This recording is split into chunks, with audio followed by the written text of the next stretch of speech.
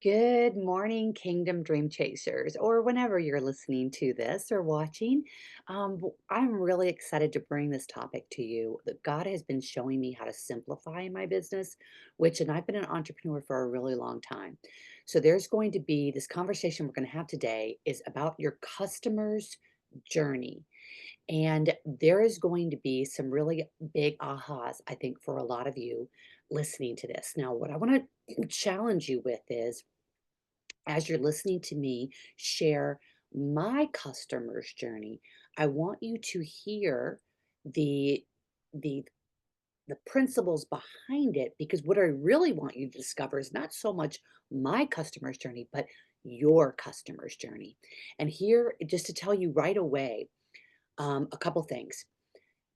During this, you're going to discover, I'm going to be sharing you with the number one mistake that I have made, and I think many of us make when we're looking at our customer journey, when we're wanting to grow a business.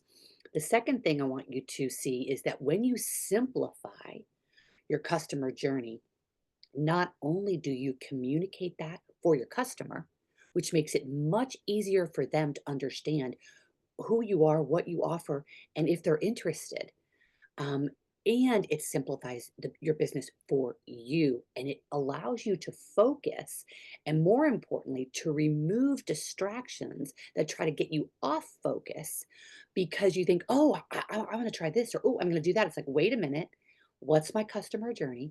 How am I showing up to serve my customer? And what is the most important thing I need to be focusing on? So it brings the simplicity, brings a lot of wisdom and it brings a level of acceleration into your business that really isn't possible when we're constantly getting pulled off in other directions. So I think this is going to be a wonderful benefit for you today as I walk you through my customer journey and a lot of the really honestly the mistakes that I've made. So I have put my customer journey into three steps. All right. But let's first pull back for a second. What do I even mean when I say the customer journey? It means first we've got to know who is your ideal customer. All right. So I would think that most of you have had that conversation with yourself already at some point, but it's always good to be refreshing. Who is my ideal customer? Often we market to someone who really isn't our and by customer, what am I implying? If I'm saying who's my ideal customer, really what I'm saying is who's my ideal buyer, right? If I'm in business, ladies, if we are in business, that means we're going to have a transaction. All right. And my goal in sales is that it always feels like a win-win. When I offer something to my customer, all right, I want her to feel wherever she's at in my customer journey that it is what she wants and needs. And if it's what she wants and needs, she feels like it's a win for her, whether it's free or it's a purchase. All right. But if I'm always focusing on who is my ideal buyer, my content and my messaging is going to be for her. If you start messaging to someone who's not your ideal buyer, you're going to be bringing in people who aren't going to be transacting. And then you're like, okay, what am I doing wrong? All right. So getting really clear on who my ideal customer is and what is the customer journey I want to be taking her on. All right. Now, some of you might be like, well, what the heck do I even need a customer journey for? What does that even mean? Well, what it means is that we're acknowledging that any woman that we're our ideal customer, our ideal buyer, our ideal client, they are in a marketplace where they are being constantly inundated with offers and information. So we've got to be able to help them sift through the noise and if you are communicating a specific thing to that person, they're going to hear you and see you and pay attention. All right. So when but if you start out that customer journey, talk of the customer journey, you're going to lose them because you haven't you haven't nurtured, you haven't built the relationship, you haven't built some trust, you haven't let them know who you are, what you believe, how you can help them. And so you're bringing them along in the customer journey, building trust, building understanding, helping them to pay attention to what you're doing, all right? Then when it gets time to make an offer, an invitation to purchase something from you, they are much more likely to be a yes, to be interested. Why? Because they have been coming along on the customer journey, because you've been speaking their language, you've been giving value, and I'm going to be talking about that, and then bringing them along. So I'm going to show you now my customer journey to help you to see how this looks and works. It doesn't matter if your product is a service, like a coach. I'm a coach, so I have some digital products, but I'm talking about more service-based offers versus product-based offers. Doesn't matter. You're inviting them to make a purchase because you're a businesswoman. All right. So the customer journey. So my first step in my customer's journey is inviting them into position to prosper. What I'm saying is that as a kingdom businesswoman, the first thing we need to do is get a partnership going with God. Because when we start working with God, everything in our life and business starts to change. We get wisdom beyond our own, courage beyond our own, strength beyond our own, understanding beyond our own, and a willingness to focus that is normally not how we operate when we're trying to do things alone. So, the first step of my customer's journey is to get positioned, to be in a position of prospering, to have their heart right, their identity right. They wake up on the right side of the bed. Just for all intents and purposes, right? There's a couple different analogies you can use with this. Waking up on the right side of the bed. Another analogy is waking up with a sense that you have God's light above you because you know what it means to be working with him and you're doing that. You have the tools to do that. You're doing it on a daily basis. So you've got this sense of light, this sense of protection and covering and trust, and you're walking with God. And you're not out there kind of not under the light anymore, feeling alone and discouraged and overwhelmed, and I'm not enough and I can't. And what was I thinking? Right? So that's the first step is we want to be working with God, understanding who we are in business. What does that look to be a kingdom businesswoman and walking with him? So that's the first step. So in that first step, what am I doing? I am helping my ideal client, my ideal buyer on a fundamental level get a win. And I'm also helping her to understand, am I someone she even wants to work with? Right? Because do I want women coming into that who aren't even interested in that, in being a kingdom businesswoman or working with God or being in position? Then no, they're going to go work with someone else, right? So being clear and true to who you are, what God's called you to, because that's going to attract those women to you. Don't water it down out of fear, because then you have a bunch of lukewarm potential people who aren't even going to buy. All right.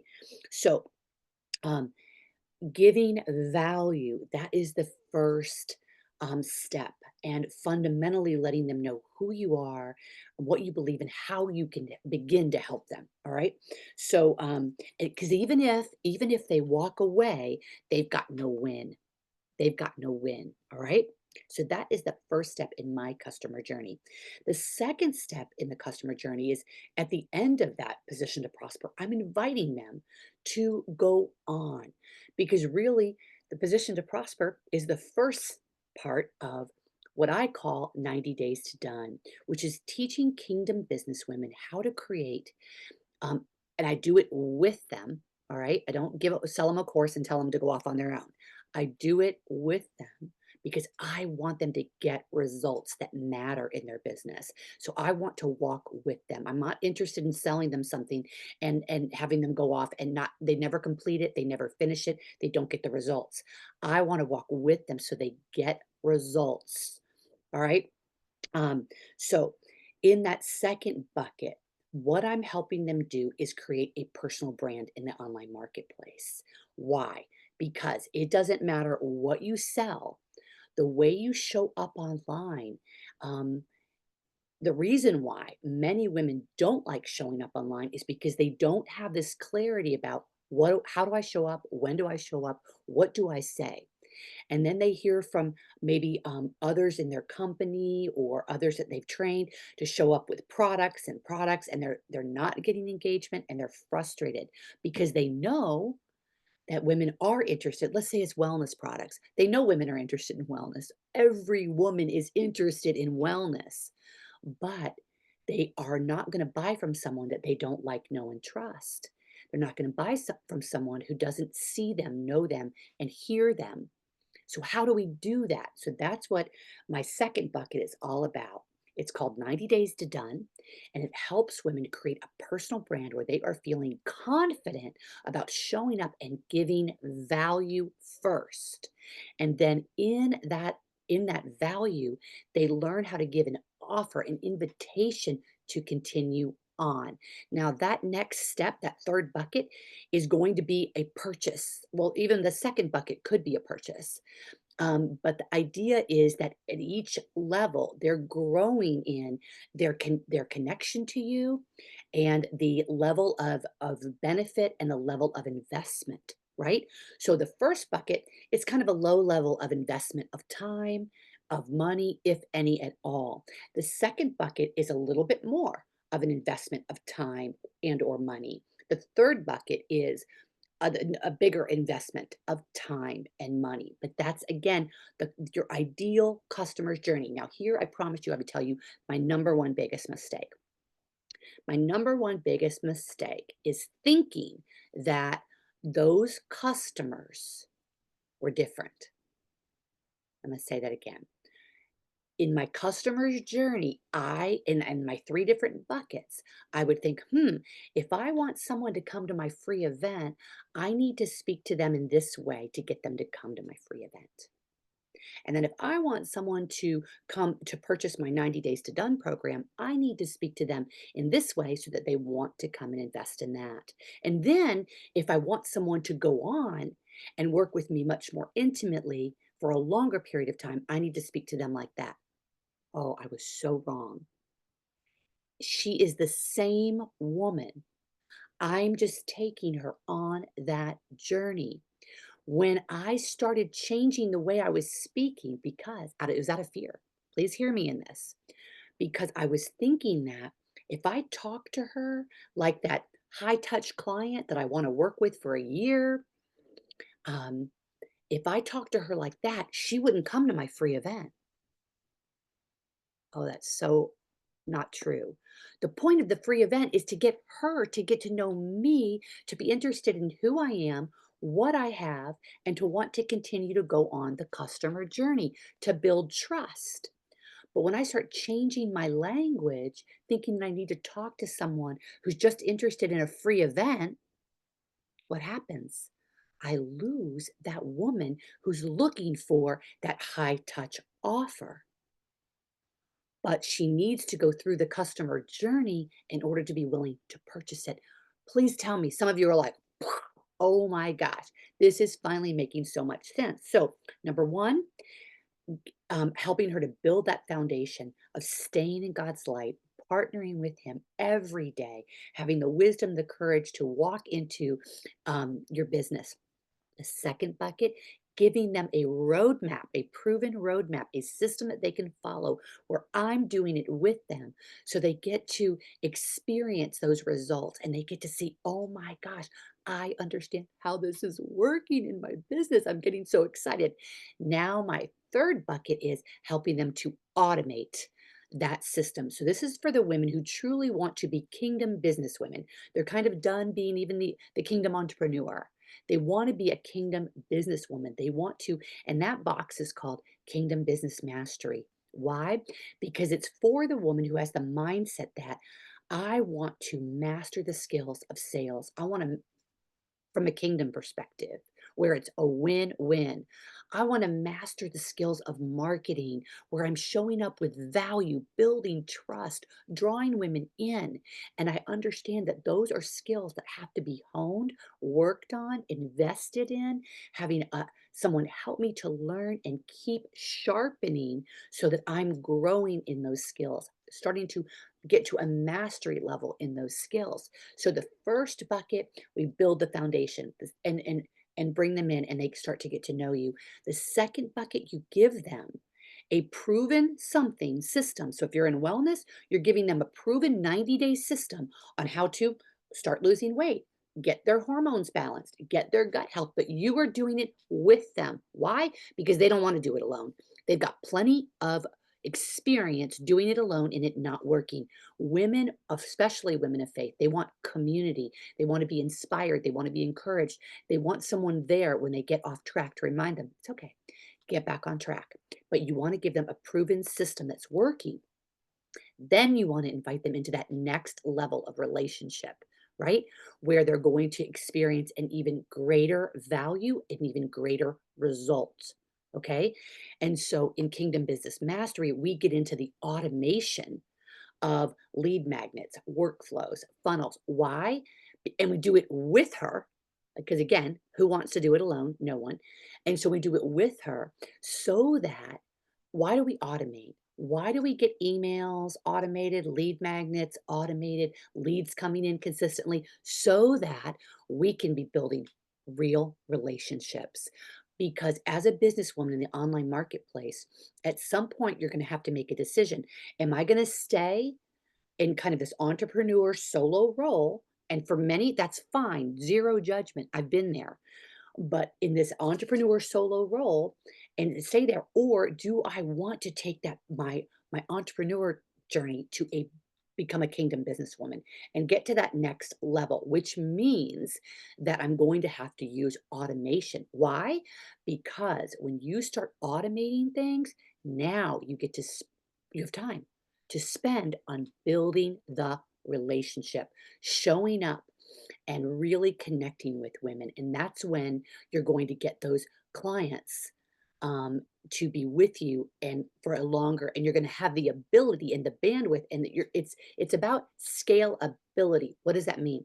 It means that if I don't have some automated tools, I'm only one person. I don't have the physical ability to be able to show up and really interact and serve women, build trust, invite them into a relationship because I'm too busy worrying about emails and sales pages and all of those business things and AI tools, right? I'm too distracted with all of that techie stuff. Some of you are saying, well, I don't even want any of that techie stuff. Well, so again, the customer journey, as I show you how to do this in 90 days, then some light bulbs start going off and you're like, wow, now I've got a system in front of me. Now, Gail, I am ready to scale. I'm ready to use automation so that I can start really growing a business. And are you sure, Gail, you're really going to do this with me? Yes, we're going to do it with you. So my customer journey, remember my number one mistake, trying to think I needed to talk differently in each of those buckets. Absolutely. Not only am I hurting my business, let me give you this example. All right. So let's say that I'll do this with just a health example. All right. So let's say you're in wellness and you have a product that's going to help women over 50 to balance their hormones and reduce brain fog, sleep better, just have a healthier, more vibrant life, right? Okay. So do you think that women out there online are seeing those ads in those things every day? They are. Do you think that they're interested in sleeping better, having less brain fog, having less bloat? Of course they are. But who are they buying from? They're buying from someone who they trust, who's going to walk with them. So here's the example. So you start putting out value-based content and even create a lead magnet on the top 10 things that women over 50 need to do to live a vibrant, healthy life. Do you want that free lead magnet? I bet she does. All right. So she signs up for it. You get the email, right? Now you get to nurture that email lead. Okay. So then you invite her to come to a live event where you're going to show her the top 5 things that she can do to help her to reduce brain fog, reduce bloat, balance hormones, start living a more vibrant, healthy life. You're not going to talk about your product. You're going to talk about all those things. You might even bring a speaker in. All right. Then at the end of that, you're going to say, and for those of you who this is resonating with, I have a 90-day journey that I would like to invite you to go on. And in that 90-day journey, I'm going to walk with you. And we're going to have a small community of women who are going to do this together. We're going to lose weight together. We're going to have our health goals together. We are going to, at the end of this 90-day journey, this is what you will have experienced. So now hear me. Let's pretend, so that's someone who's going to be willing to invest in their health at a higher level, not just a product, but invest in their health in a higher level by having someone, not just to have the product, but someone to walk through with them so they remain consistent. So they, when they fall off the beam, they have someone there to help them get back on the beam. When they have questions, they have someone there to answer. When they want to share their wins, they have others there cheering with them and helping them stay inspired. So imagine that I only the woman who just wants that, okay, yeah, I want the 10 things that are the free thing, the free lead magnet, the 10 things that are going to help me live more vibrantly after 50 in menopause or however you want to word it. Um, if I'm only going to think about the person who wants that free thing, and now I'm going to email her, do you think she's going to want to come to my live event? She might not. But if she does come to the live event, do you think she's going to be wanting to invest? Probably not. We're looking for women who, so how do I market that differently? So I say, if you're out there and you want to change your life, if you're saying, I'm over 50, but I want to age without growing old. I want to be able to chase my grandchildren around the block. I want to be able to jump on the trampoline. I want to live a vibrant, happy life. That is someone highly motivated. All right. So, and then I say for the free lead magnet, remember, I'm in the beginning of the customer journey. And so I say, so if that's you, then you're going to want this list of the top 10 things a woman over 50 with menopause needs to do to live that vibrant, healthy life. Do you see the difference? I'm always wanting to market to that woman that I believe is my ideal buyer for my 90-day journey. Right. So, what I was doing at one point was only marketing to the woman that I wanted to just get into the position to prosper event, right? Well, if I do that, then I've got a big group of people who are never going to be interested in purchasing. Do you see what I'm saying? So we kind of shoot ourselves in the foot. So we always want to keep in mind that ideal buyer, that ideal customer, because when we show up for her and we show up motivated and excited for her, she's going to be drawn to us. All right. So that is my customer journey. And I'm telling you, I've been in business, ladies. Well, a lot of you know because you've maybe followed me for a while, but I'm talking, I've been an entrepreneur for decades, but I've been in the online space for a pretty long time. Little embarrassing sometimes, but I always listen. I always know that when I learn something that is really causing a breakthrough in my business, it is never just for me. It is always so that I can help my clients learn get and serving their clients on a higher level. So trust me, simplify that. Number one, got to have a customer journey. Why? Because it keeps you focused on her and what's most important. It allows you to remove distractions and shiny objects and not start going off in different directions because you lose momentum when that happens. All right. So we simplify, we create our customer journey, we know what our bucket is, and we're always marketing to that end buyer, right? That ideal buyer. We are always marketing to her. All right. We don't use fear thinking that I just want more women to come in. So I'm going to tone down my language. No, then you're watering it down for the ideal buyer and she's not going to come in at that first level, right?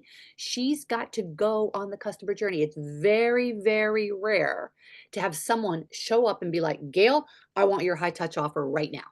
I want Business Mastery right now. I want to jump over all the things. Can it happen? It can, but it's not likely. Customers need to build trust. They need to come along the journey. All right. So I pray this was a wonderful blessing to you. I wanted to look at my notes real quick. And I think, and just make sure I didn't forget anything important. Um, yeah, I don't think so.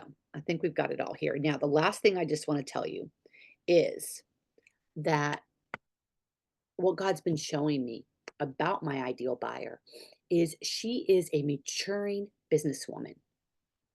Let me rephrase that. She is well, she is a mature businesswoman. She's over 50 usually, my ideal buyer. And but it's her business mindset that is maturing. She is moving away from kind of that solo hobbyist entrepreneur. Maybe I'll work my business today, maybe I won't.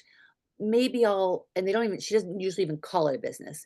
Maybe I'll do this today. People say, "What do you do?" She says, "Oh, well, I do this or that, and I kind of sell this or that." And, sometimes she doesn't even bring it up.